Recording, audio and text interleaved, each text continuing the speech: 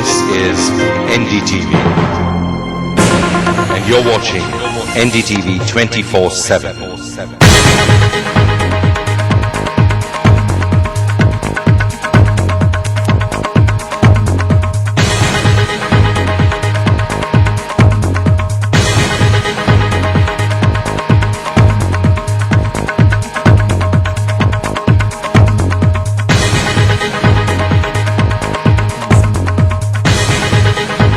Hello and welcome to this very, very special India Questions. I'm sitting with a man who I believe is the most loved human being on the earth today. Loved all across the world. He's also a Nobel Peace Prize winner. Many years ago, I'm of course talking about the one and only His Holiness, the Dalai Lama. Thank you very much, sir, for being with us.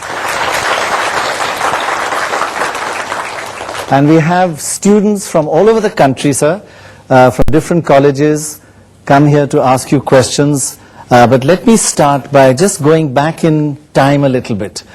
Can you describe nearly 50 years ago your journey to India? What was it like? Journey, beside sort of physical difficulties, You were about some very high sort of altitude mountains. The Himalayas you had across. But mentally, a lot of anxiety, and in some cases, a lot of fear. Yes. You were in a lot of danger. Right. And you were young at that time, but you had to disguise yourself and come? Oh yes. My age then, 24. 24. Of the 17th March 1959. Yes. I left Nobulinga because there are many people supposed to protect Dalai Lama. So each gate, you see, there are many people there. So I have to disguise. So these were the Chinese at the gates? No. Tibetan. Protecting you? Yes. And outside the gates were the Chinese? The other side. Other side. The Chinese, of course. So one experience, usually I wear glass. Right. But since I disguise as one soldier, two officials, you see, in front of me, so I suppose bodyguard of that person. I see. So without my glass. With no glasses? And one rifle. See, the British rifle, Right. quite heavy. So that without glass and long walk, that rifle become heavier. So, and it was... so little, sort of, I think the good opportunity, more exercise like that. But it was dark, you didn't have your glasses, you were carrying, it must have been... Oh yes, that night, you see, moon, I think half moon or something like that. Right.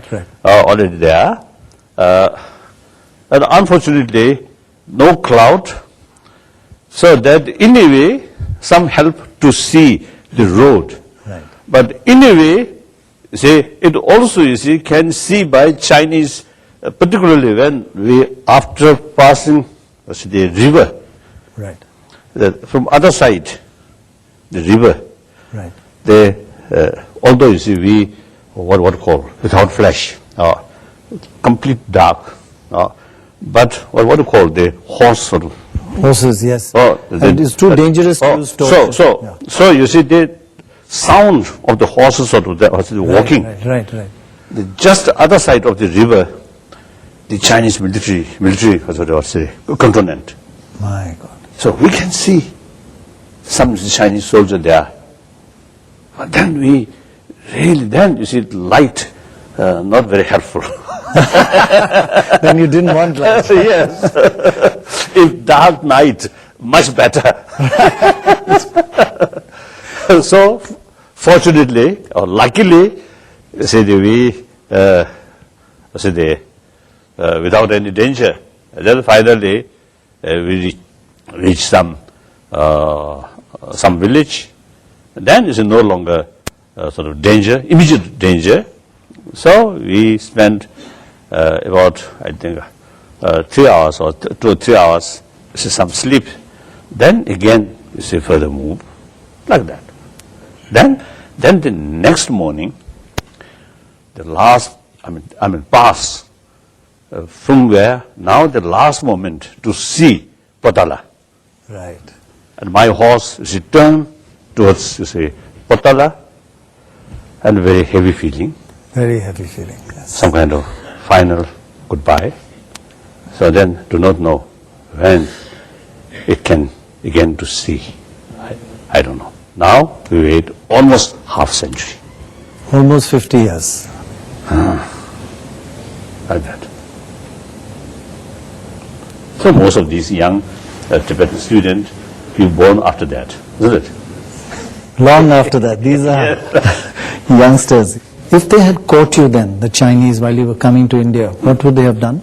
At immediate, I don't know, may not real risk of my life. But then sooner, then mid-60s, Cultural Revolution started. Right. Then there was real danger. I feel Panchen Lama survived during Cultural Revolution. I think maybe because we are here. Everyone. Because you were here. Everyone, you see, in their hand. Then during Cultural Revolution, there was real danger to eliminate all the figures. They might have killed you at the Cultural Revolution. Possible, very possible. Tell me, you're a teacher, many think of you as God, but you say I'm a teacher, and what you teach is this, compassion. You say happiness comes through compassion, and all of us have to learn to be compassionate, warm-hearted, and not to think negative. Do you think negative? Do you think negative, for example, of the Han Chinese who dominate Tibet today? Do you feel negative? No. Yes, we deliberately try to minimize negative feeling. Now, for example, these days, every my sort of meditation, morning meditation, I do the practice of take and give. Okay? Giving and taking. That means you see to visualize those Chinese brothers, sisters, out of their ignorance, out of their hatred, their fear, you see there's some kind of negative feeling. So take these negative feeling. And then, and including their fear, take. And then give them compassion, spirit of forgiveness, these is visualize, is give them. So of course this in practical level is nothing, nothing change. But at least you see my own emotional level, this kind of practice is immense benefit. Now last few days, almost I got the same experience. That was I got because I experienced in 1959 after 10th March. Next 1 week, lot of tension. One way, the Chinese military convoy every night movement, hundreds with artillery. Now, other side, you see, Tibetan side also is determined to resist. I was between. Nobody, both sides, no indication of, because listen. Then, very much sort of tense. So since 10th March now, as soon as I heard some movement started in Lhasa. Then afternoon, I received one information. Now in Lhasa, a few hundred people now moving, demonstrations.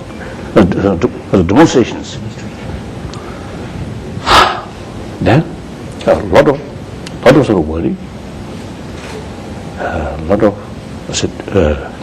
anxiety. Out of tension.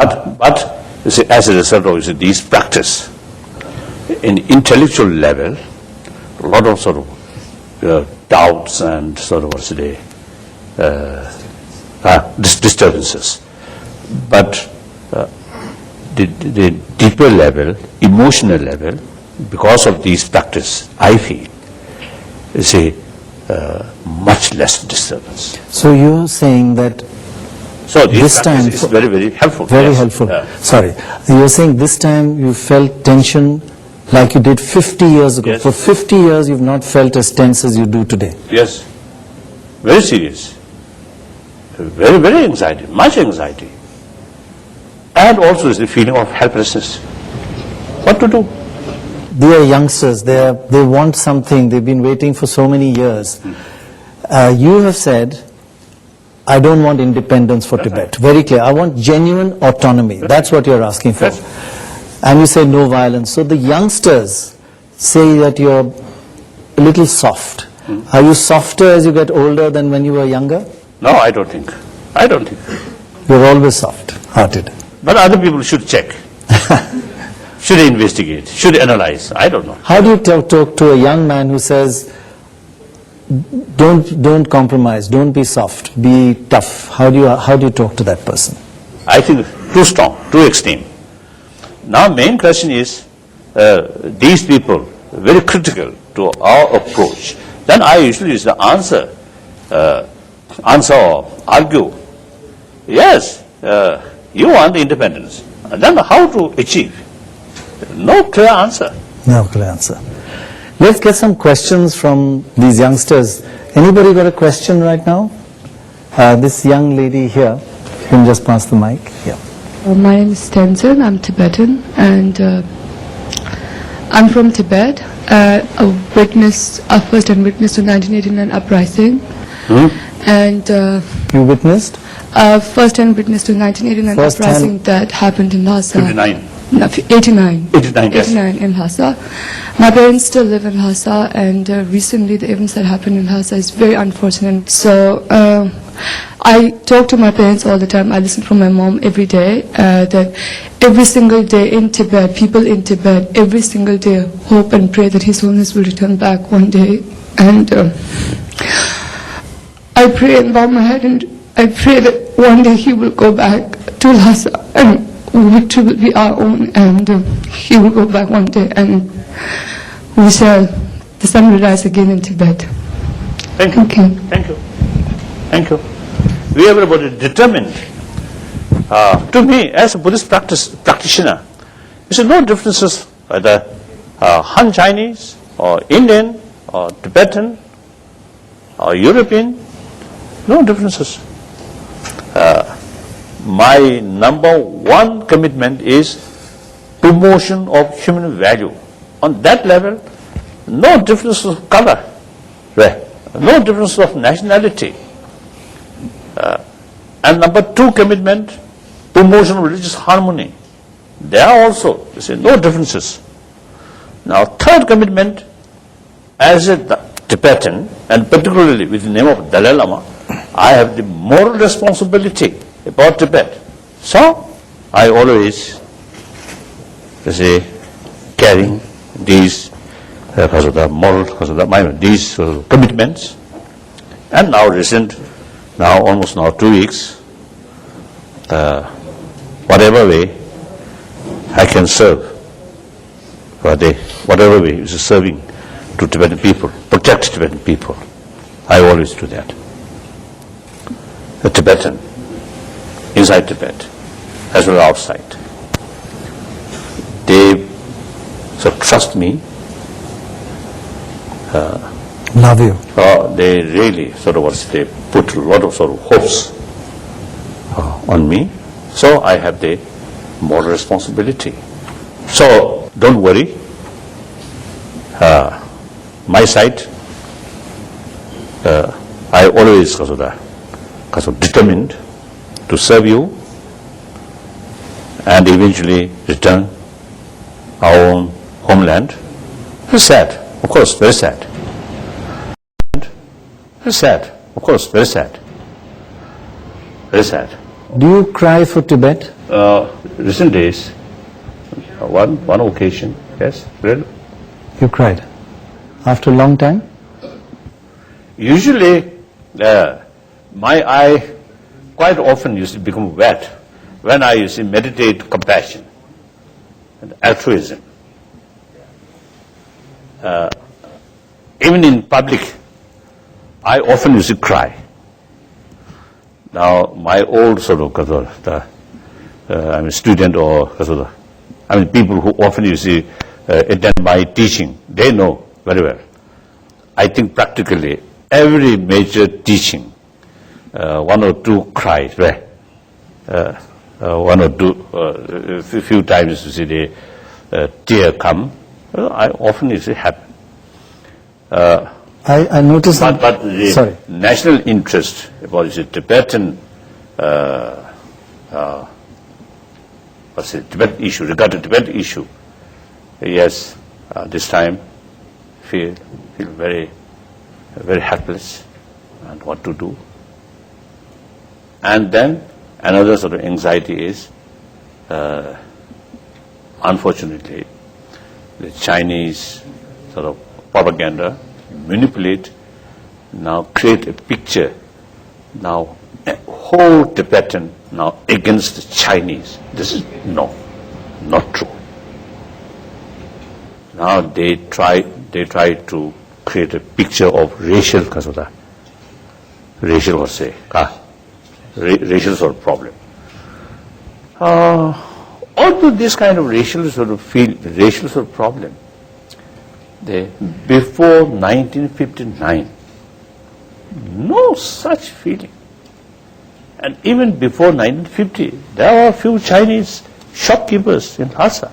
Usually, we very friendly. No problem. No problem. And then even after 50, up to 59, our complaint towards their bullish sort of attitude, we complain, but no feeling towards some kind of negative feeling towards Chinese, as Chinese.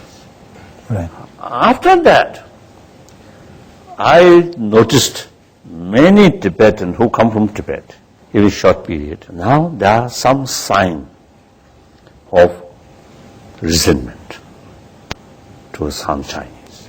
This is terribly, this is really terrible. Whenever some Chinese want to see me, I always welcome them.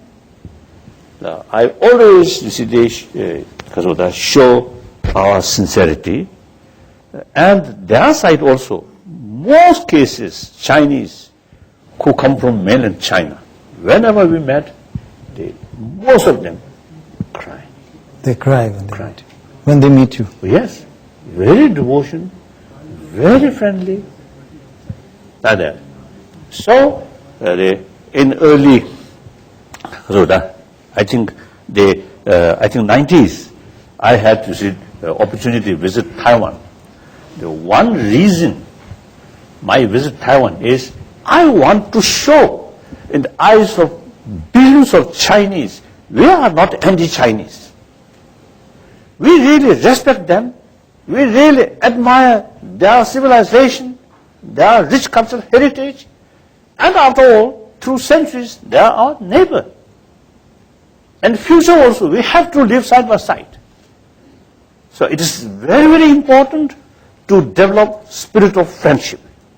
This negative attitude is very, very bad, very, very unfortunate. Now, unfortunately, you see, Chinese propaganda, you see, create that deliberately. That's very, very unfortunate.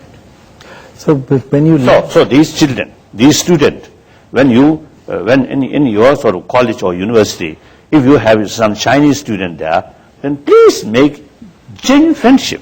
That's very, very important. Very important. When you left China in 1959, you said two things as a little young boy. You said, I can see my path to India will be safe.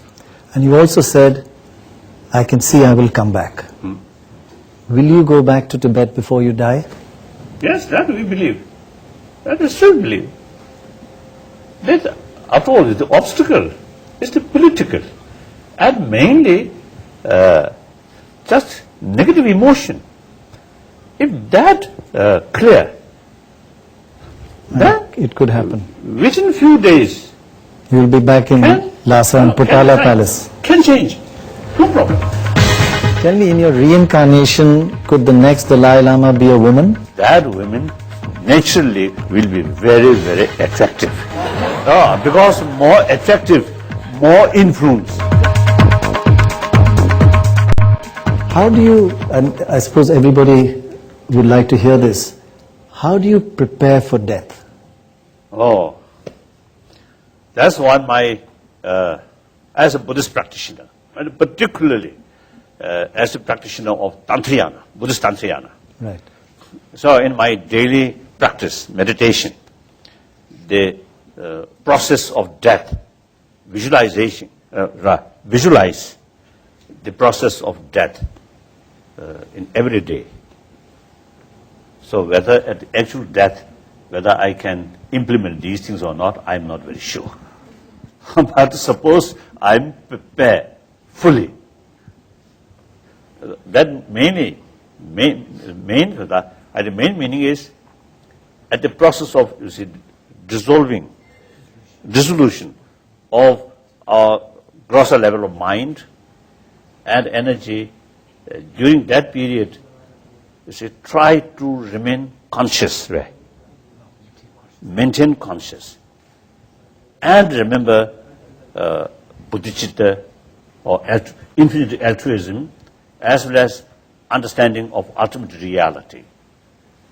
So that's the main practice. So in order to practice that, in spite dissolution, the mind becomes subtler, the consciously, a maintain conscious is very, very important. So the training is for that. For that last moment to remain conscious at that time. Yes, that's right. Sir, recently I read your stand on self-defense, that if someone is standing right in front of you and shooting with you with your gun, then it's not wrong to defend yourself and point a gun at that person. But then again, you say that it's wrong for you. I mean, violence is the wrong method in Tibet's cause. So, sir, I would like to know your stand on that thing, on self-defense. Usually, for example, one mad dog come and approach to you. Then, under that circumstances, practice of compassion, do not do anything for protection oneself. It's foolish. So, someone who actually now trying to kill you, then it is right, to take some measure protection yourself. Now here, real meaning of tolerance is not restraint, appropriate action, but actually tolerance means do not let hatred towards that person.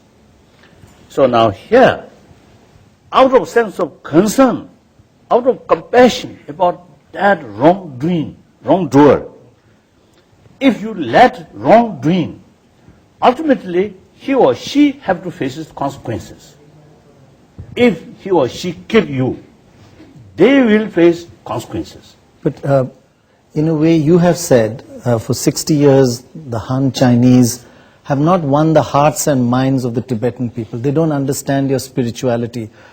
In a way, there is this kind of harm they're doing. So the youngsters are saying, in self-defense, we're hitting them here, there. We are not killing them, but we are being violent in self-defense after 60 years, as you say, of oppression or not understanding their spirituality. So do you sympathize with that kind of violence in self-defense, they say? Oh yes, of course, understandable. Right. I understand fully. You see, there are emotions, there are other sort of bully attitude. Right. So then counter or reaction naturally comes. Understandable. Hi, salutation to you, His Holiness.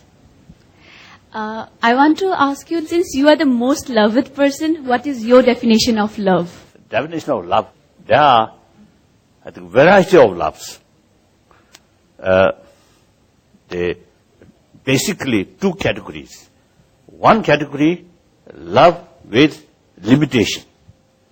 Within that, love often goes with attachment. Now, for example, love one's own family member, or wife and husband, like that. That compassion, sense of affection, is biased, limited, and must depend on others' behavior. And also, you see, the reason, my loved one, my friend, like that. So that kind of love cannot extend to your enemy. Clear? Now, another category of love, that is mainly the others, like myself. They are 100% same like me. So they also deserve to overcome suffering. That compassion can extend towards your enemy. As far as their attitude is concerned, negative towards you. But they also human being or sentient being. So they deserve our love, our compassion. So that's real compassion. That we need, you see, through practice, through training. You have to work at it. Yes. And tell me the difficulties of growing up as the Dalai Lama. I know that adolescence must have been a difficult time. All women had to leave the palace at dark, right? So was it a difficult time as an adolescent, young boy? Do you ever, sir, regret you never got married? No. Up to around 15, 16 age, boy, not much sort of feeling. Then eventually, the bodily, biologically, it's a certain sort of feeling of sex. Then, around that period, I also developed certain interest about Buddhist teaching, dukkha, or suffering nature, and the consequences of these sort of too much attachment to these things. So, very helpful. Then also, as a result of meeting some of my sort of friend, some monk later sort of disrobed, and their life, of course, short period, they may be very, very happy, very enjoyable, but meantime, they are expressing a lot of additional concern about their children, about their children's education, and a lot of things. And then also, you see, when I saw, you see, my friend, you see, when I met another wife, the next meeting, another wife, then worst case with children. How much suffer children as a result of divorce? Isn't it? Including some legal problems also, you see, happen. So that's consolation. Consolation. Consolation for unmarried people. Monks, nuns. Marry. Anyway, you see, good. Anyway, really, you see, this seed of problem. Isn't it? But I doesn't mean, you see, you should be a nun or monk. No, that's up to you. There are many happily married people also, right? Tell me, in your reincarnation, could the next Dalai Lama be a woman? Now that very purpose of the reincarnation is to serve Buddha Dharma, to serve concerned sort of a sentient being. So in case women form more useful, more effective, then reincarnation should be a women form. So you may come back as a woman. Possible. You would like to. Me personally, I don't know. But in any way, you see, the next Dalai Lama, in case, you see, through reincarnation, then it is very possible. After all, you see, in Tibetan Buddhist tradition, among the high reincarnation, there are women. So, the women reincarnation. I think you would prefer it. Secretly. Then I joke, usually jokingly, this is a question usually, firstly, it come from West. So particularly those feminists. So then I see they half joke, you see, telling them, and or half is it truth, right? If women Dalai Lama come, that women naturally will be very, very attractive. Because more attractive, more influence. Ugly face. Then you see people, you see approach and looks, you see very ugly. Then maybe like that, isn't it? Therefore, in the Buddhist literature, it is stated in order to serve other people, in order to serve more people, your physical, healthy, and also physical appearance should be nice, should be beautiful. It's one of the quality. It mentioned. Buddha himself mentioned. So usually, we describe Buddha's own appearance. But isn't that coming from the heart more than the physical feature? Oh yes, now there are two levels. Beauty as well as ugliness, two levels. Physical level, mental level. Between these two, mental level is more important, isn't it?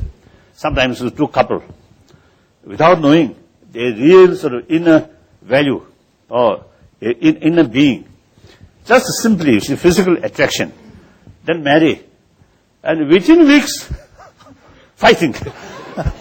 That real inner ugliness then coming, isn't it? She doesn't know. Not yet. Not yet. Would you like to see them a little more proactive, the government of India? How much can government can do? We have to realize, no, there is limitation.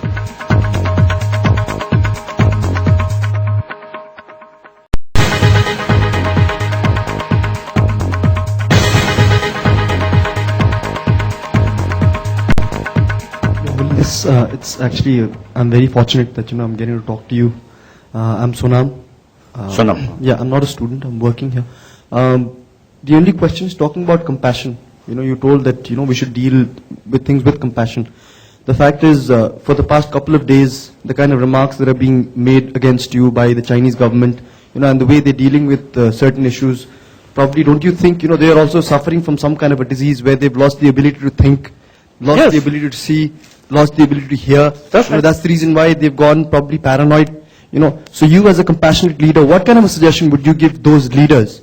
You said that there were a couple of citizens who talked to you and they were not really bad, they had tears in their eyes. So I genuinely feel that it's just a couple of rotten potatoes that's actually, making the entire sack rotten. Of course, as a practitioner, I do have sort of serious concern about their ignorance, their sort of misunderstanding, and their hatred, their anger.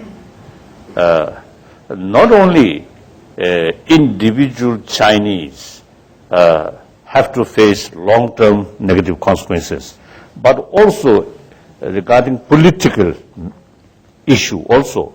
These sort of emotions are very, very harmful to find mutually agreeable solution. Unless through mutually agreeable solution, the Tibetan issue will remain forever. Chinese people, also proud people. We Tibetan also quite proud people. Very proud. We have long cultural heritage. And as far as language is concerned, Tibetan language, Tibetan script is more advanced than Chinese script and than Chinese language, isn't it? And as far as Buddhism is concerned, the best Buddhist tradition kept only in Tibetan tradition. Clear. I think we, Tibetan, we really have traditional sort of certain values there. That I think, so therefore, I think Tibetan, as long as Tibetan nation remain there, see the resentment towards the bully, right? those bully attitude will remain. So you say there are lots of Tibetans in India, and the other day you said the Indian government is sometimes overcautious. Are you a little disappointed with the Indian government reaction? I always look government of India, government of India way, from holistic view. Right. Then there is some incidents here and there, a little overcautious, it doesn't matter. The important is last almost 50 years since Pandit Nehru, Kazoda, lay out certain policy regarding Tibetan refugee community. Now that still carried, no matter what central government party, what political party, whether Janata Party or Congress Party, same. Because of government of India's help and sympathy and help from the Indian public and various concerned state government. Now today, Tibetan community in this country generally quite healthy community. Generally, government of India, I think, done maximum way where they can help. They've done a lot, but in this... In certain cases, they're a little cautious. That's understandable. In this particular case, are they being, would you like to see them a little more proactive, the government of India? I think government of India is they express, there is some concern. Like some other government. Then how much can government can do? That also is one question. First we have to ask, we have to think, how much can government can do? We have to realize, because of that, we have to, because of that, know that there is limitation. Even big superpowers, like the United States, also you see, there are some limitations. So many people say the world loves you. They warmly welcome you, they embrace you, they give you the Nobel Prize, but they're not doing anything in action for, to free the people of Tibet. Do you feel the world could do more? Action. Yes, everybody is a wish, but then we should be realistic. So how much they can do? if you have some suggestions, then make clear. Oh, you can do this, you can do that, you can do that, like that, then very good. You have any suggestions? No. Don't carry the Olympic torch. Do you think it's a right protest? Don't carry the torch? Right from the beginning about the decision the next Olympic should take in China, the venue where.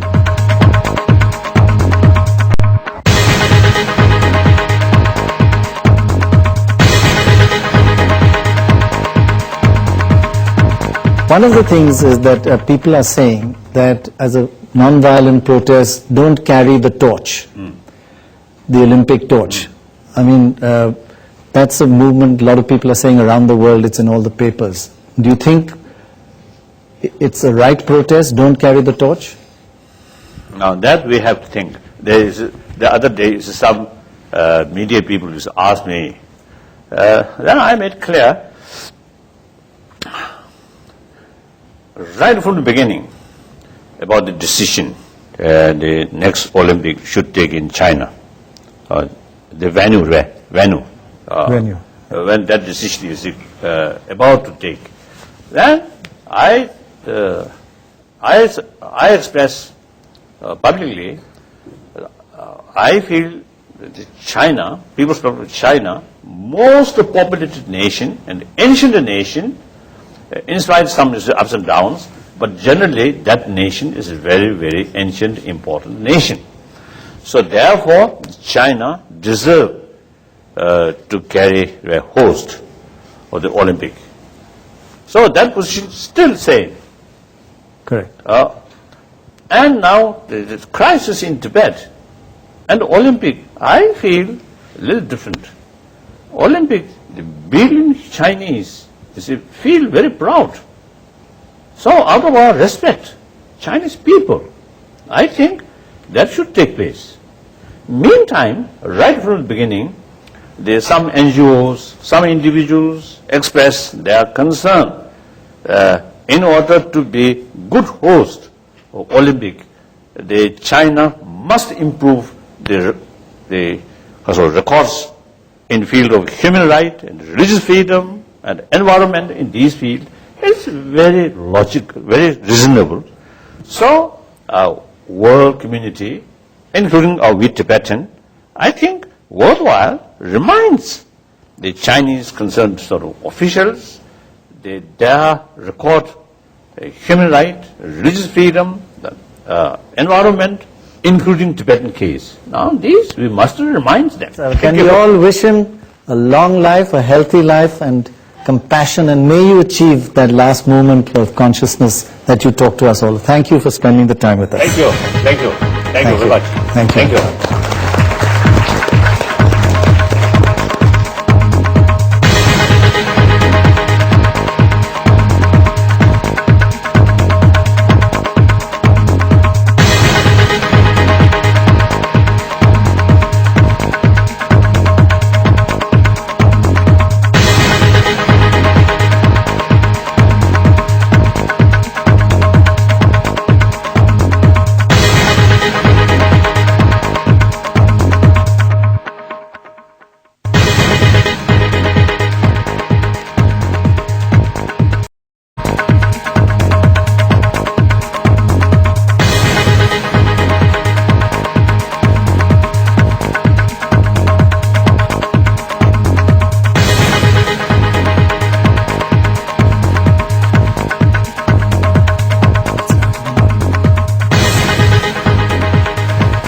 Hello and welcome to this very, very special India Questions.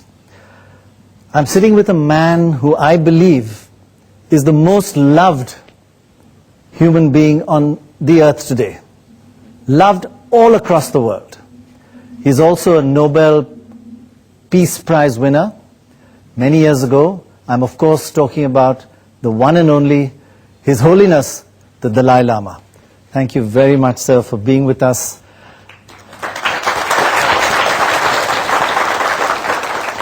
Tell us, going back even more in time, how did they know you were the Dalai Lama? How did they find out?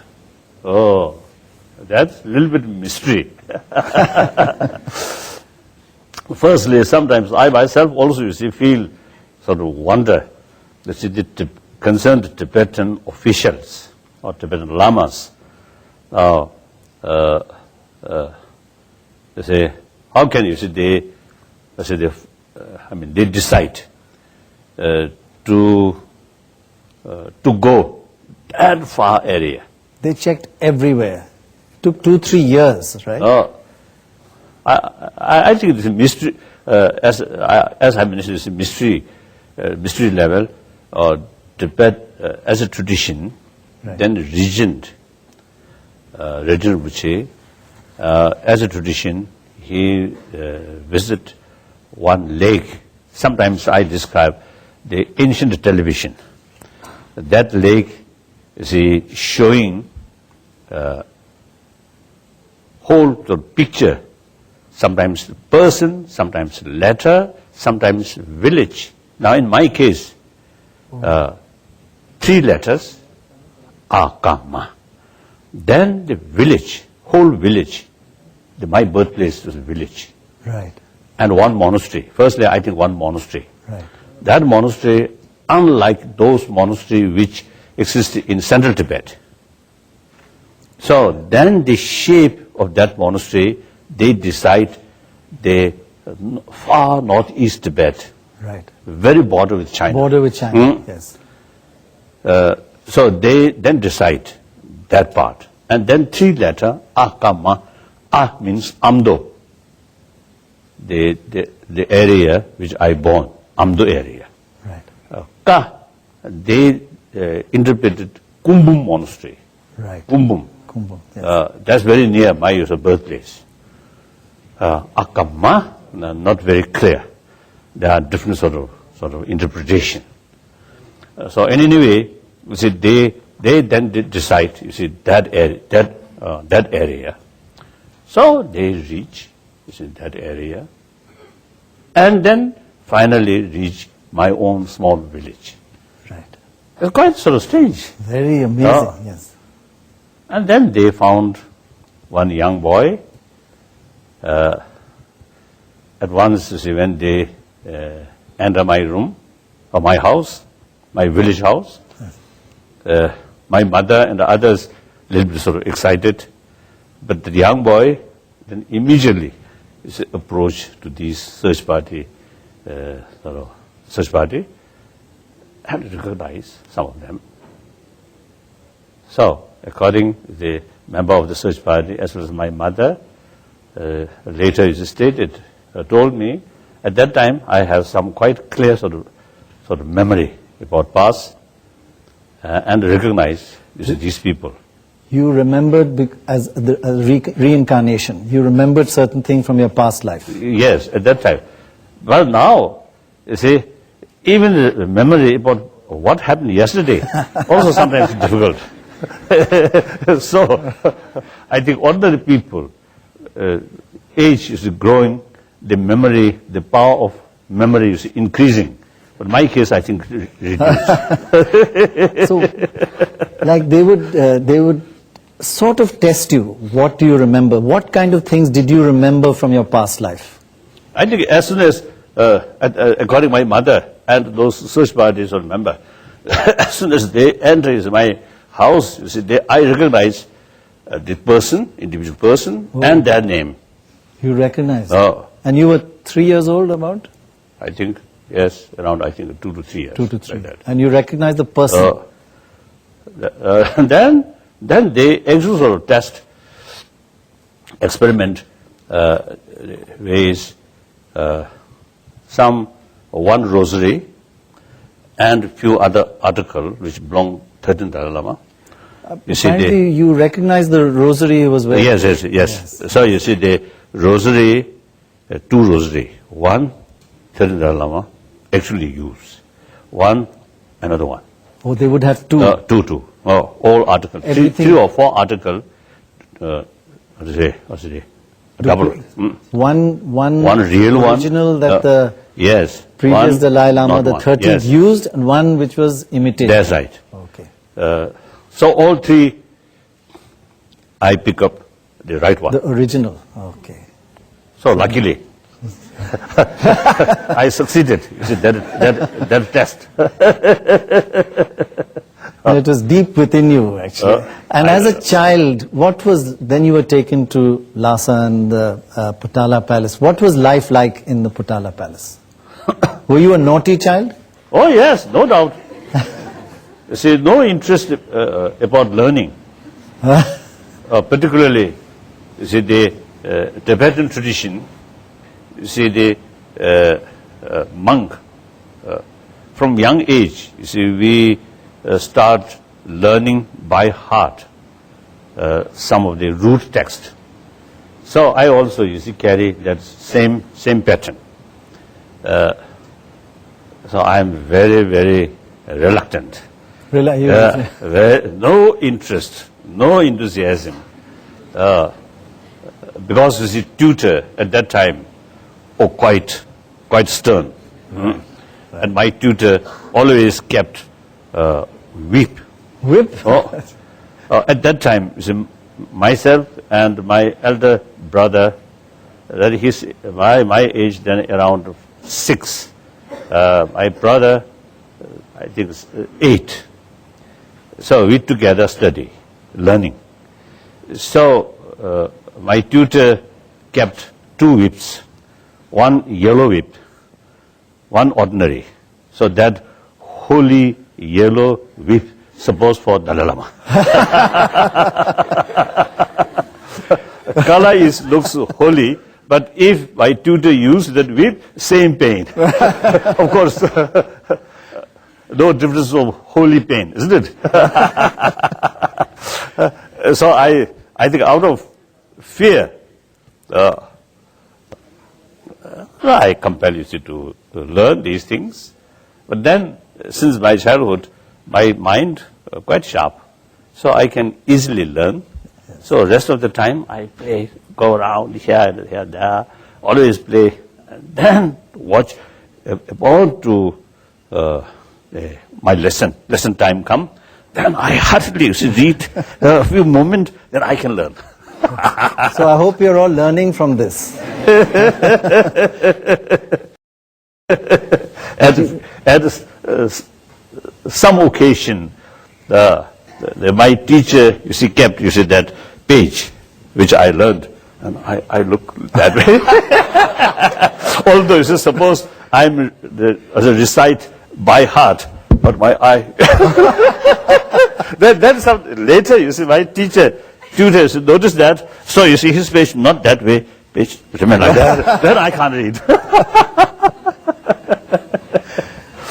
that I think. I think most of you may not have this kind of experience. One time, one difficult sort of verses, of course I have to learn by heart. So one letter, one verse, inside several recite, still not come. So then I lost my temper. In the verse, one particular word, I cannot learned by heart. Yes. So I lost my temper. Then I crashed, that letter. So till 1959, that sort of text, of course, with me. So I always remember when I read, this letter, I crashed. Do you remember today? Yes, I remember. Now you one Tibetan word, I think cha, alphabet, cha, one word. That I remember.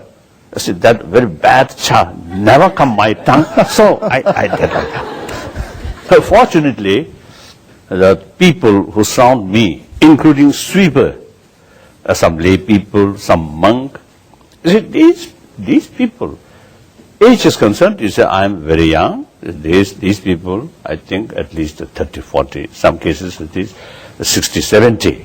Right. But they treated me complete equal. Equal. Okay. And very sort of friendly and great devotion. But when we play, they equally used to play. Oh, then they want to beat you. So sometimes when we made some sort of competition, or running or some fruit put there, and we come together and it's taking food, taking fruit like that. Right. They never sort of Proper competition. Yes, they never sort of they never show some kind of respect. They equally, they take the opportunity. So then I'm boy, so I cannot compete with these elder people. So sometimes I cry. So in any way, I think that I feel really helpful.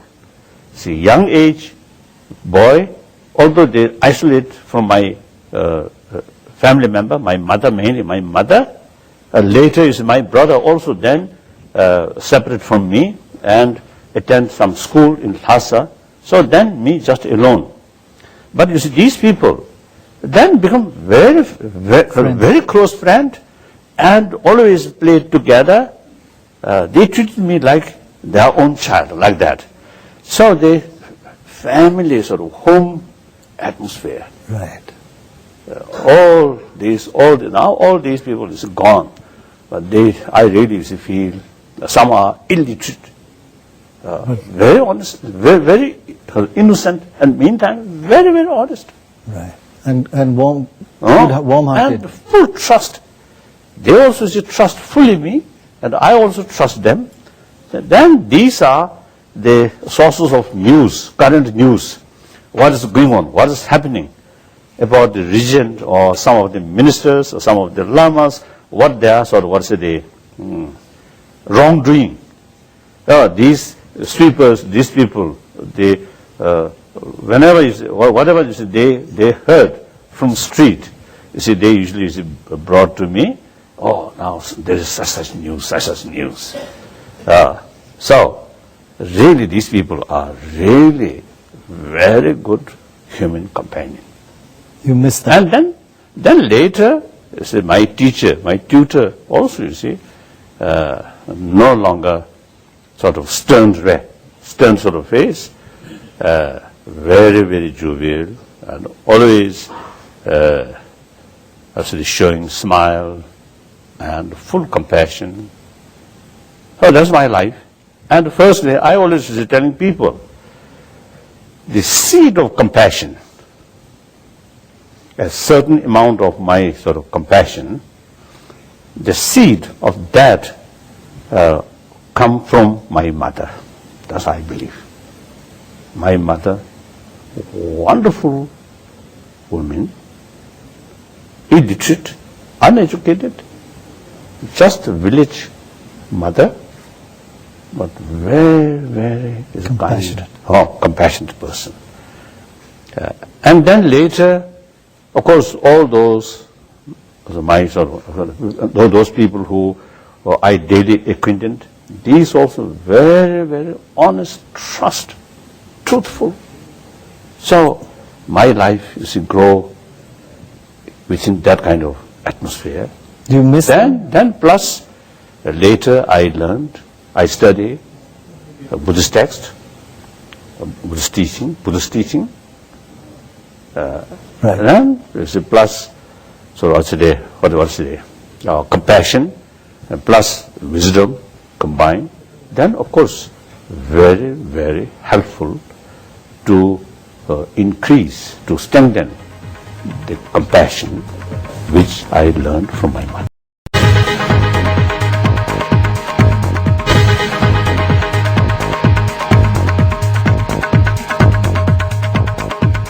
Tell me, you see these youngsters, they're quite violent now in Tibet. It gives you tension. When you talk about compassion, is it non-violence? Are you against this violence, or you understand the youth turning to violence, their frustration? Yes, understandable, but I always see, they make very clear, always, firstly, violence is not human way. And secondly, the through violent method, you may achieve some satisfaction, but always bring more the side effect, negative side effect. It always happens. Even look, the Iraq crisis, Afghan crisis. United States side, the motivation is, I think, sincere. I know very well President Bush. I personally, I love him. Very good, very straightforward.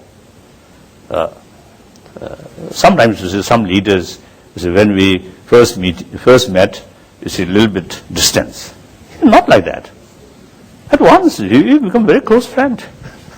But tell me, these youngsters, who are violent there, you say don't be violent. And then furthermore, you see, violent, in our case, something like suicide.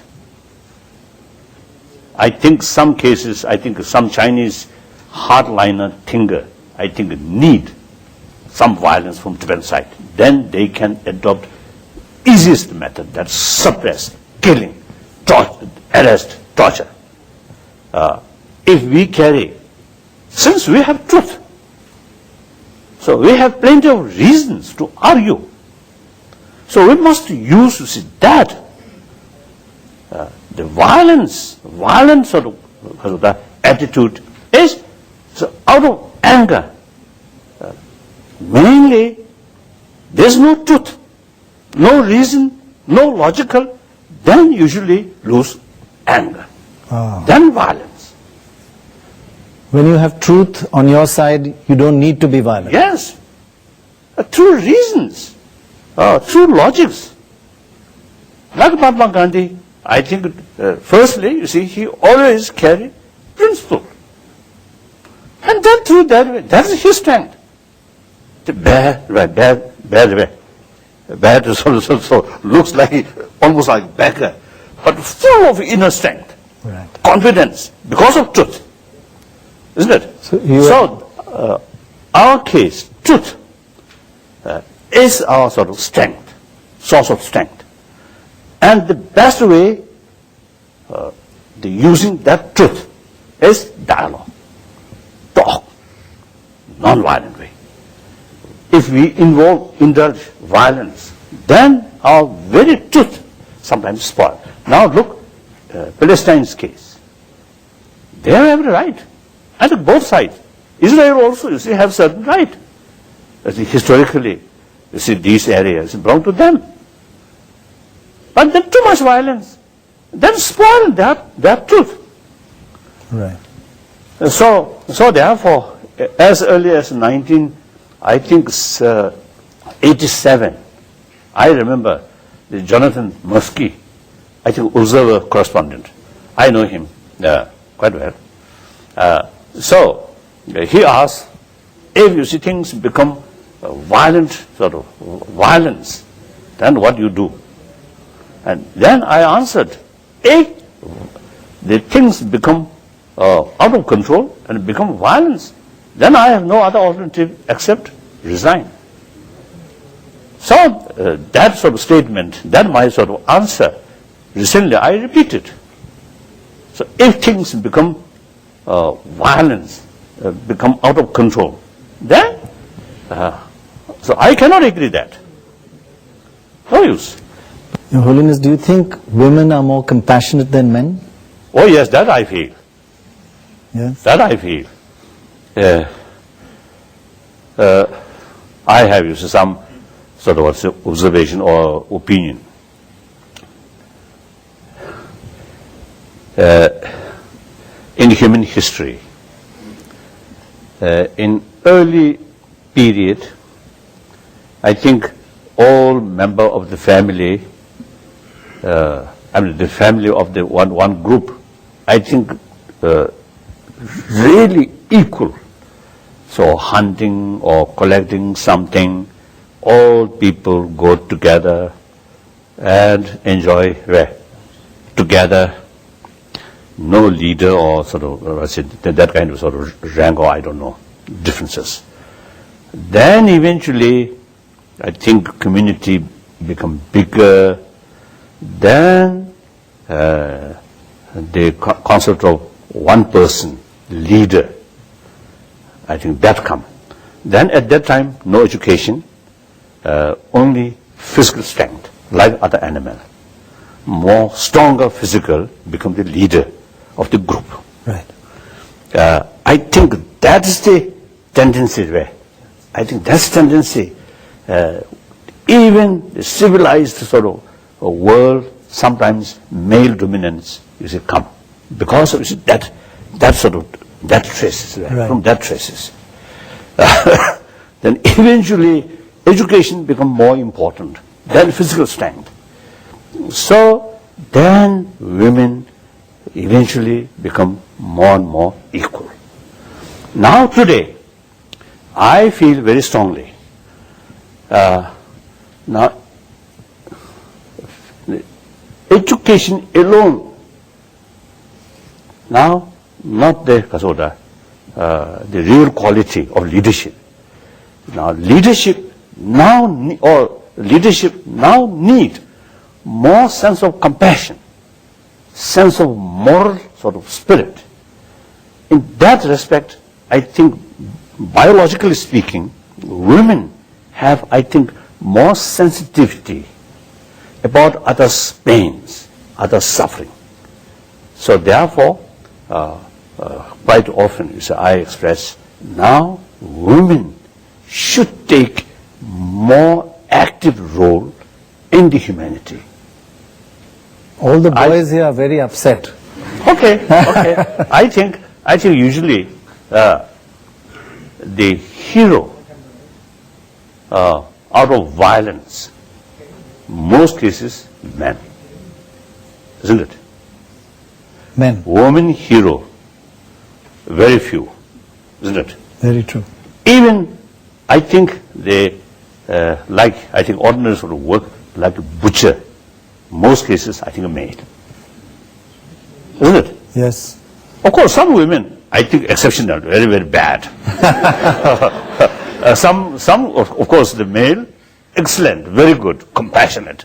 But average, I really feel, because of the biological sort of factor, I think women may have the greater, also the potential of compassion. The biological factor, the mother acquit milk as soon as the child born. Without mother's milk, impossible, generally speaking, impossible survival. So because of that fact, the female mother usually have some kind of sort of more greater sort of determination to take, to take sort of fullest care firstly about their own child. There's this mire of negative and positive forces, and both the forces are required for the world to survive. Why is it like that? Why can't we just have positive forces? Negative in what sense? More aggressive, right? More wrathful. In that sense, or even anger,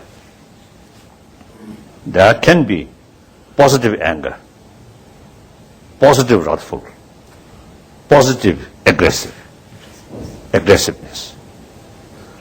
So much depends on the ultimate motivation.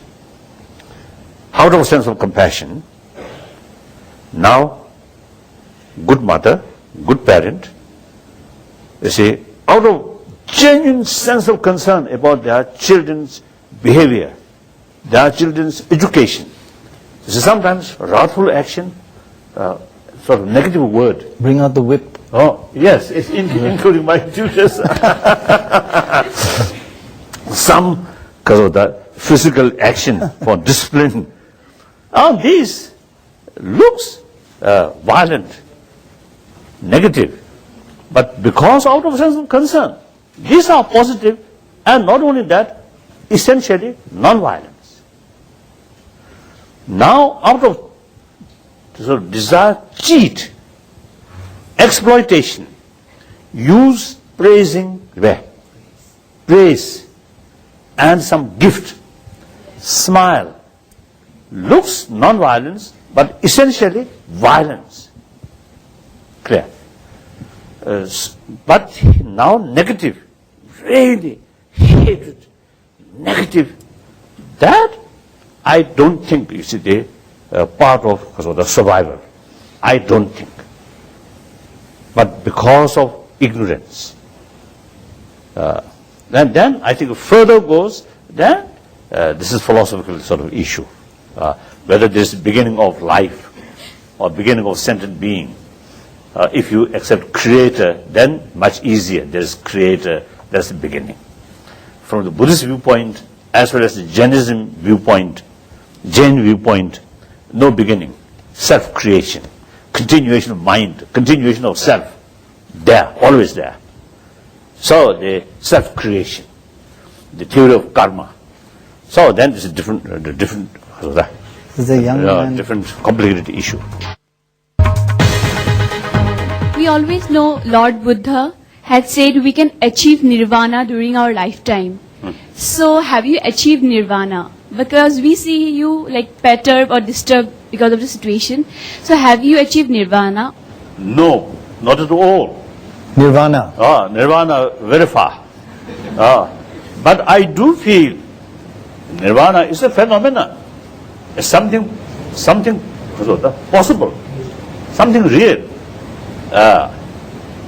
According to my own little experience, through training, through utilize human intelligence, maximum way, you can develop your concept. And that can affect in our emotion. That's the way to improve our emotion. So nirvana means they utilize human intelligence as a wisdom, and through that way eliminate negative emotion. That's a nirvana. So I have some feeling, nirvana is possible in some reality. But actually sort of reach there, it may take several lives. I don't know. So You are in your reincarnation. I'm just a beginner on that path. The young lady here. Why don't you go start? Yes, ma'am. In first, I am offering my best respect and salute. I am Amine Shirazi from Iran. And Iran? Yes, sir. Oh. And I am doing Buddhist studies in Delhi University. And my question is about what is your opinion about transcendent unity of religion? Of religions. Unity of religion. As I mentioned earlier, one of my commitment till my death is promotion of religious harmony. Now basically, you see the theistic religion and non-theistic religion, two categories, two groups. In the philosophical field, there's big differences. Even within the theistic, now Judaism, Islam, Christianity, there are differences. So these differences, I feel necessary in order to fulfill the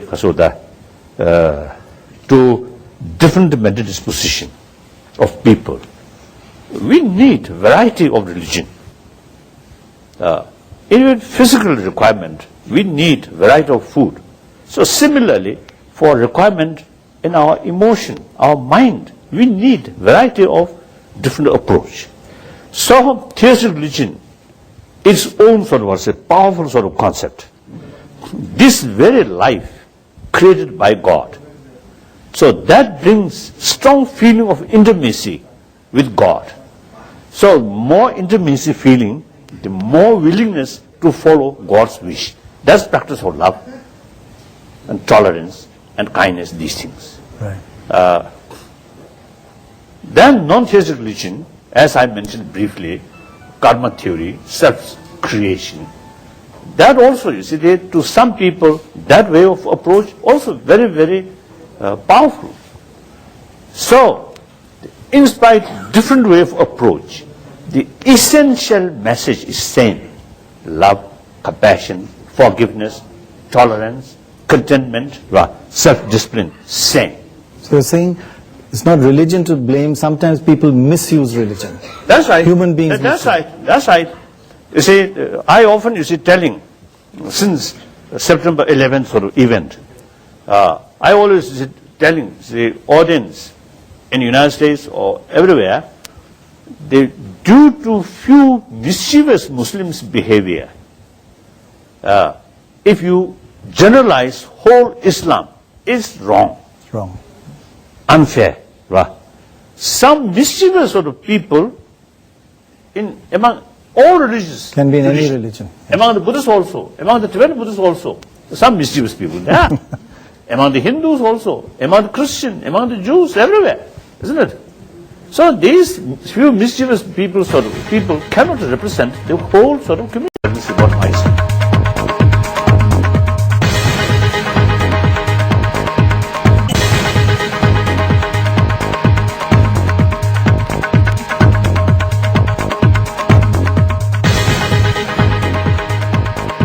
Your Holiness, my question is not related with the recently going on situation in Tibet or everywhere around the world, but I feel this question is more alarming than any other situation, because we as a Tibetan, we are separated from our land. So when people are separated from their land, it's very difficult to keep their identity. I feel as a youth of Tibetan that we are going under identity crisis because of various influence, environment influence, there are different kind of influence. So I think we Tibetan, deep down, I think this problem is much deeper than the brutality we see these days. It's like if Tibet won't be there, if people, they lose their cultural identity, their origin and everything. I seeking here for your suggestion for all the Tibetan youth around the world, that how we can maintain our identity, like balancing it with the modern. Do you want to go back to Tibet? Of course. One more question here, so we'll take two and then you can answer. First, my question is a little more personal.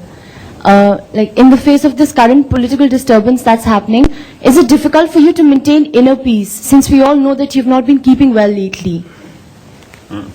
Okay, two questions. Both, two questions, Now, yes. Identity. Now, yes, it is naturally some crisis who born outside Tibet and also the different environment.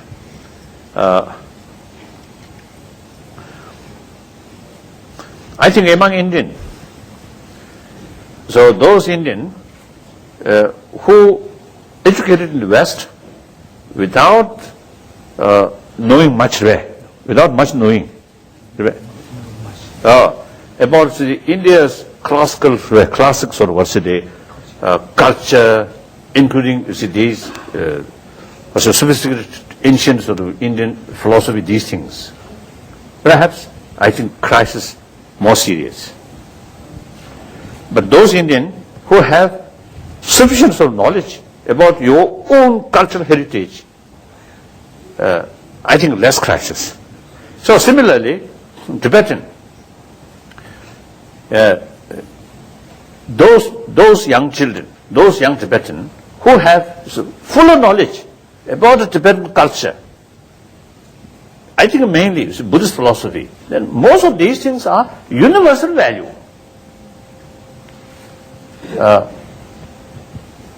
Not only Tibetan, but also non-Tibetan also, I think, can benefit from Tibetan Buddhist culture. Buddhism and Buddhist culture, I always make distinction. Buddhism is individual business. Buddhist culture is related with community.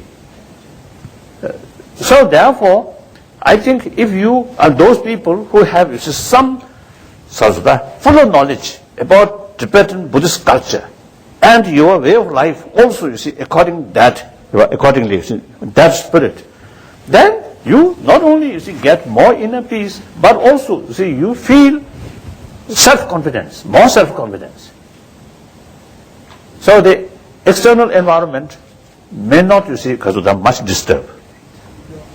This I feel. So that's why we Tibetan in exile, we must learn Tibetan and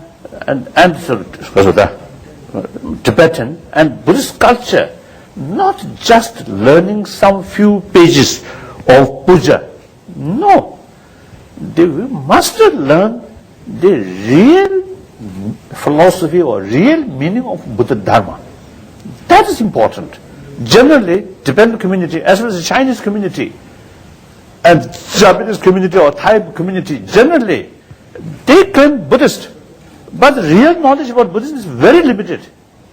And many of our Hindus also, Indians, claim Hindu, but very little knowledge about these sophisticated Hindu philosophy. You have to study it to keep your identity. So that I think we are not sufficient. We must pay more attention to learn. Then, for your question, I think I already answered. The intellectual level, there's a lot of sort of crisis, a lot of sort of worry, tension, but emotional level, quite calm. So I think now almost 2 weeks, no disturbance about my sleep. No disturbance. No disturbance. 8 hours, sometimes 9 hours, very sound sleep. Well, that's all we have time for, Your Holiness. Can we all wish him a long life, a healthy life, and compassion, and may you achieve that last moment of consciousness that you talked to us all. Thank you for spending the time with us. Thank you very much. Thank you. Thank you.